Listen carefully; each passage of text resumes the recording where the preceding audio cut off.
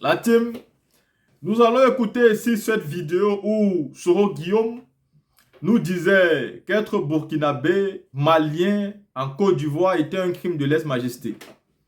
Heureusement, les jeunes aujourd'hui en Côte d'Ivoire ont compris et eux-mêmes reviennent sur ces vidéos du passé pour rappeler à ceux qui ont utilisé les burkinabés pour faire leur affaire politique que les temps ont changé et aujourd'hui, c'est vous-même qui payez le prix de votre manipulation. Ici, M. Soro Guillaume, quand ils ont pris le pouvoir, il nous a expliqué qu'au temps du président Laurent Gbagbo, marcher avec un boubou en Côte d'Ivoire était très dangereux. Et que ce soit les Ivoiriens eux-mêmes qui marchaient habillés en boubou étaient souvent attaqués parce qu'on les considérait comme étant des étrangers. Et donc, il qualifiait le gouvernement du président Laurent Gbagbo du gouvernement xénophobe. Et cela a duré. Et tenez-vous bien, c'est cette raison principale qui fait à ce que M. Alassane Ouattara constitue une rébellion pour combattre le président Gbagbo et mener une rébellion dans la Côte d'Ivoire. Celle qui va tuer et tuer et tuer, et celle qui va surtout venir avec des coups d'État. Parce qu'il avait trouvé en cette situation c'est-à-dire un point fort pour avoir la sympathie du Burkina Faso voisin, du Mali voisin, mais aussi de la Guinée et de beaucoup d'autres pays. Monsieur Dramane Ouattara avait donc utilisé cette manipulation-là, mais aussi les Soro ont suivi. Mais je pose à Soro Guillaume aujourd'hui la question simple. Est-ce que lui aujourd'hui, avec sa veste ou son boubou, peut marcher en Côte d'Ivoire sans avoir peur? Est-ce lui-même qui dit au-dessus les médias qu'il va rentrer en Côte d'Ivoire seulement quand il y aura une véritable démocratie? Mais attends, ce n'est pas pour la démocratie que tu combattais le président Laurent Gbagbo il y a de cela 10 ans. Soro Guillaume s'est battu avec les armes à la main. Parce que selon lui, sur Gbagbo, c'était la dictature. Et il fallait instaurer un État démocrate. Soro Guillaume dit qu'à l'époque, on ne pouvait pas marcher avec des boubous parce qu'on était musulman. Mais lui, aujourd'hui, c'est le musulman qui est au pouvoir. Pourquoi il n'est pas en Côte d'Ivoire? Et comme ça, il y en a beaucoup qui sont exilés avec Soro Guillaume. Il y en a beaucoup qui sont en prison à la Maka à cause de Soro Guillaume. Mais vous vous êtes battus, pourquoi donc? Si après ça, les Gon Coulibaly devaient mourir, les Ahmed Bakayoko devaient mourir, les Soro Guillaume devaient fuir en exil et beaucoup de ses compagnons d'armes, des enfants musulmans devaient mourir et que des étrangers finalement qui devaient prendre des gros postes. Et le reste, bah, on s'en fout quoi. Vous avez Kandia Kamara aujourd'hui qui est la présidente du Sénat.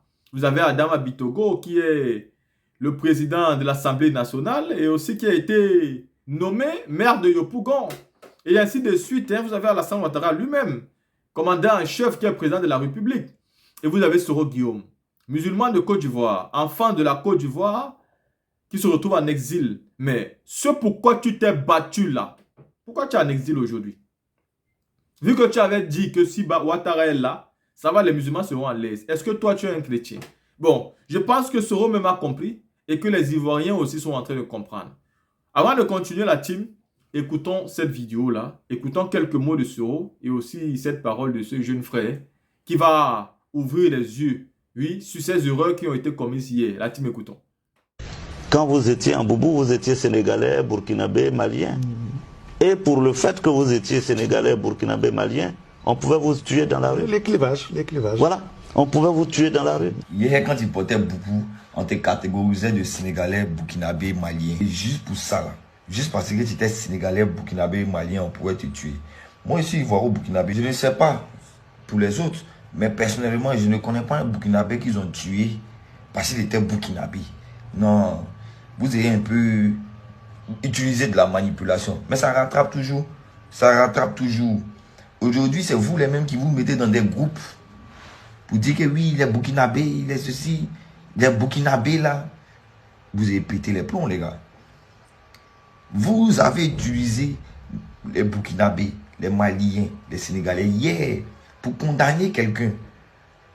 Pour dire que oui, lui, il n'aime pas les étrangers. C'est nous, vous avez utilisé. Aujourd'hui, c'est nous encore.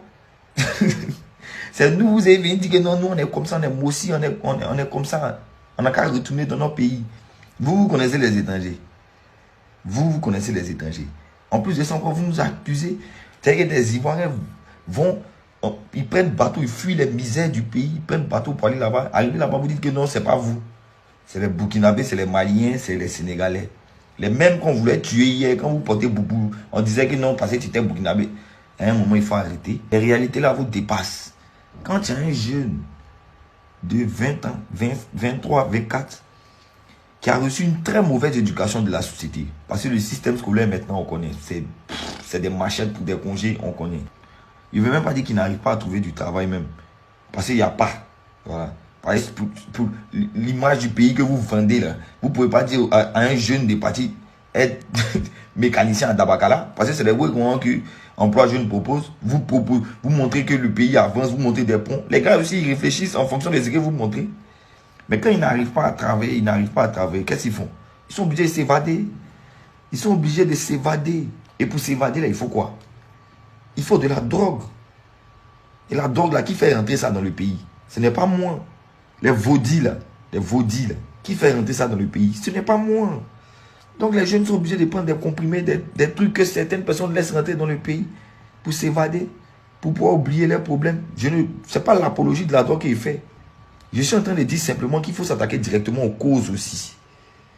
Voilà. Je condamne avec fermeté la prise de tout stupéfiant.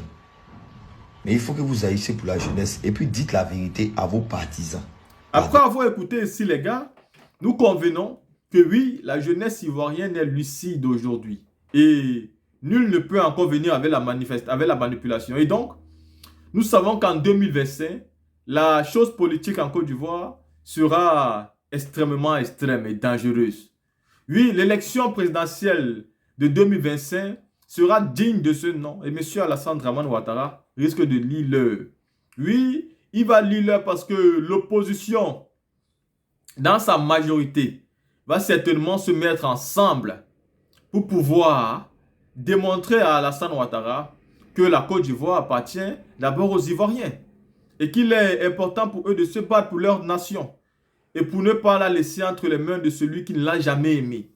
Il est important aujourd'hui pour tous ces jeunes Ivoiriens dignes de ce nom, mais surtout qui sont vraiment fiers de leur pays, de se battre derrière le leader qui n'a jamais été xénophobe, qui n'a jamais eu un problème avec les étrangers, mais qui a toujours été fier de ses origines et qui a toujours voulu se battre pour son pays. Il a toujours dit la team, ça ne doit jamais vous gêner qu'un président se bat pour ses populations.